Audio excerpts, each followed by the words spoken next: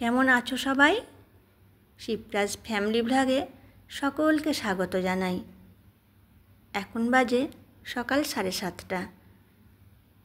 আজ হচ্ছে বৃহস্পতিবার। এখন থেকে আমি আমার ব্লগ স্টার্ট করলাম। তোমরা দেখতে থাকো, আমার সঙ্গে থেকো। আই হোপ তোমাদের ভালো লাগবে।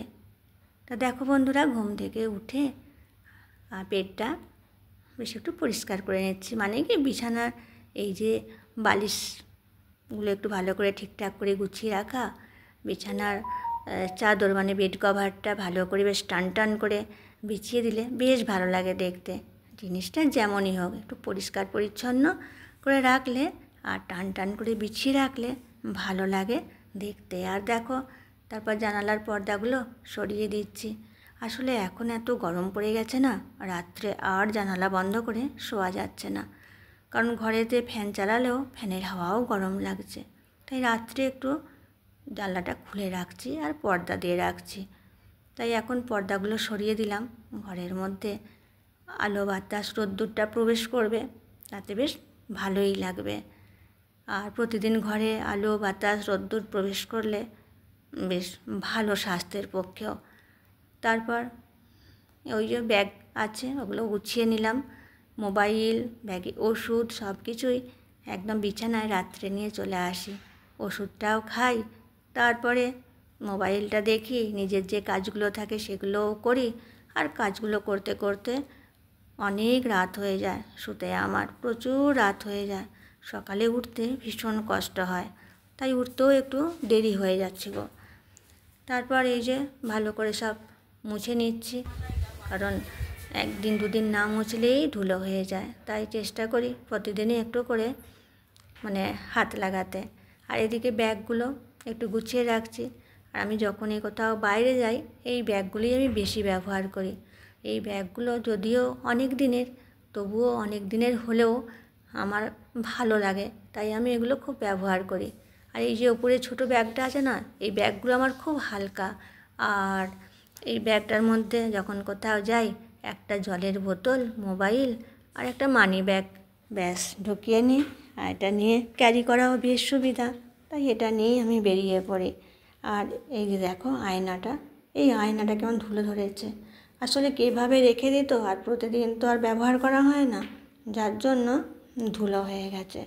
আর এটা ওই ব্যবহার করা হয় কখন, যখন আমি কোথাও যাই অনুষ্ঠান বাড়ি, হয়তো 1-2 দিনের জন্য যাচ্ছি বা বেড়াতে যাচ্ছি, তখন সঙ্গে করে আয়না চিরুনি একটু নিয়ে যাই।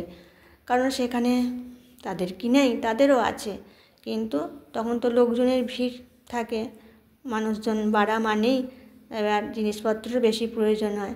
তাই আমি আমারটা যদি নিয়ে যাই, প্রয়োজন পড়লে একটু বের করে নিজেও আঁচড়ালাম, আর কারোর প্রয়োজন পড়লে তাকেও দিলাম, এটাই আমার মনে হয়। তারপর ঘরগুলো সব পরিষ্কার করে নিয়ে এবার ঝাঁট দিচ্ছি। ঝাঁট দিয়ে তারপর ঘরগুলো ভালো করে মুছে নেব। আমাদের তো কাজের শেষ নেই, একটার পর একটা তো কাজ থাকেই। তারপর স্নান করব। তা বন্ধুরা দেখো, এই যে স্নান করে চলে এলাম। স্নান করে এসে একদম চুল আঁচড়ে নিয়েছি, সিঁদুর পরে নিয়েছি। আর এরপর পুজো পাঠ আছে, এই যে ঠাকুরের পুজো করব। বাসন কোসনগুলোও ভালো করে মেজে ধুয়ে নিয়ে চলে এসেছি।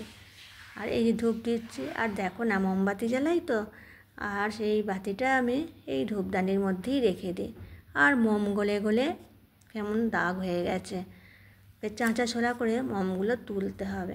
আজকে আমি কিছুটা তুলেছি, আরও কিছুটা রয়ে গেছে, ওটাকেও আবার 1-2 দিন চাঁচা ছোলা করতে হবে, তাহলে পরিষ্কার হয়ে যাবে।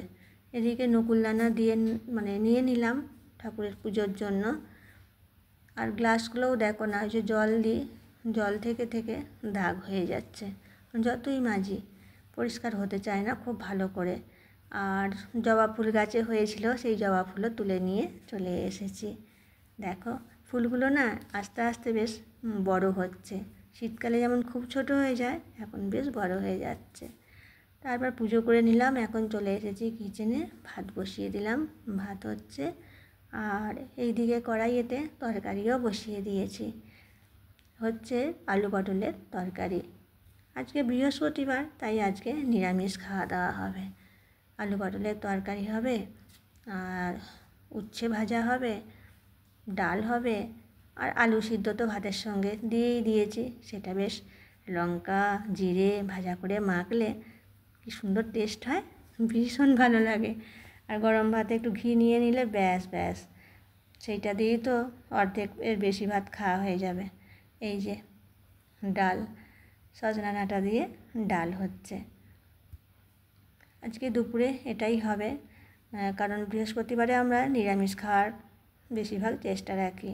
আর কিছু পটল বেশি কাটা হয়ে গেছিলো, ওই যে পেটেতে রয়েছে, ওগুলো ভরে রাখবো, ফ্রিজে রেখে দেবো, ওটা আগামীকাল আবার হয়ে যাবে। তারপর রান্নাবান্না হয়ে গেল, হয়ে যে এবার গুছিয়ে বাগিয়ে একদম সব সুন্দর করে নিয়েছি। গ্যাস ওভেনটা একদম পরিষ্কার করে নিলাম, ধুয়ে টুয়ে, আর একটা ঢাকা দিয়ে দিলাম, তাহলে বেশ পরিষ্কার থাকবে। সেই জন্য এবার কিছু বাসন আছে, সেইগুলো আবার ধুতে হবে।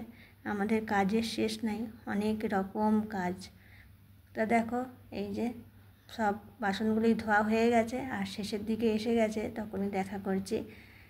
আর দেখো বাসনগুলো ধুয়ে আমি চুবড়ির মধ্যে রেখে দিয়েছি, তাই জলটাও ঝরে যাবে। আর এদিকে এবার বেসিনটা পরিষ্কার করে নেবো। আর প্রতিদিনই এই বাসনগুলো ধুয়ে নেওয়ার পর ভালো করে সাবান দিয়ে বেসিনটা ঘষে নিই, তাহলে সবসময় পরিষ্কার থাকে। এই ভালো করে সাবান দিয়ে ভালো ঘষে নিলাম, ব্যাস হয়ে গেল। এবার আমি কিচেন থেকে বেরিয়ে যাব। থাক এখন এগুলো।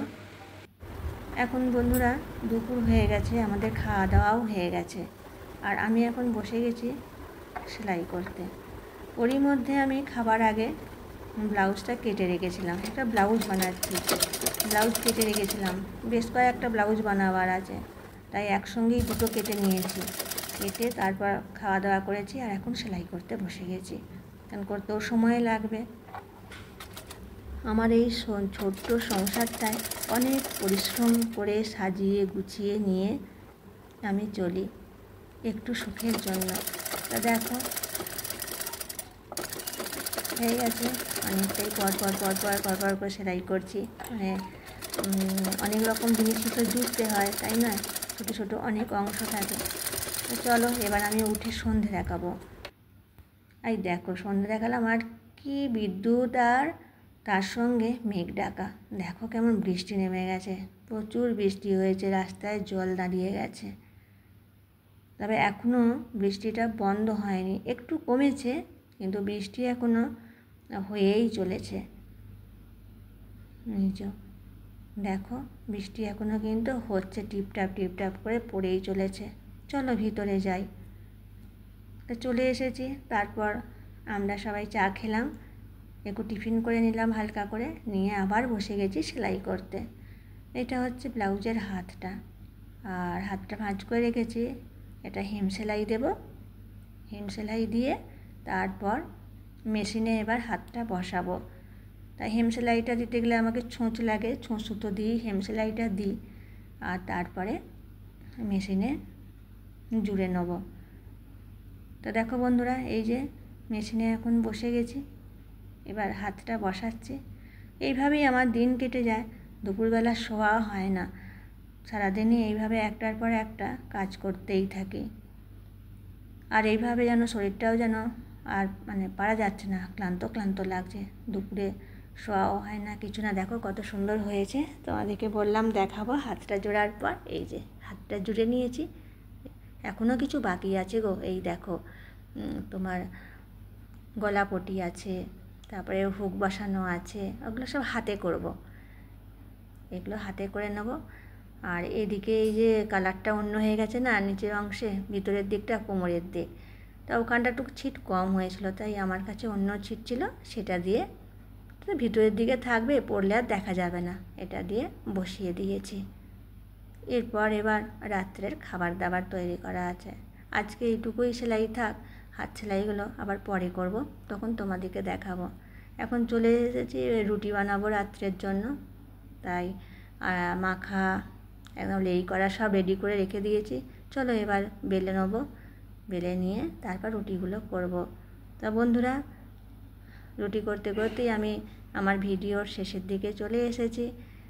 আর তোমাদের কাছে বলা, যারা নতুন দেখছো আমার ভিডিও তোমরা আমার চ্যানেলটি সাবস্ক্রাইব করে দিও, পাশে থাকা বেল বাটনটি অন করে রেখো, তাহলে সর্বপ্রথম তোমাদের কাছে নোটিফিকেশান পৌঁছে যাবে।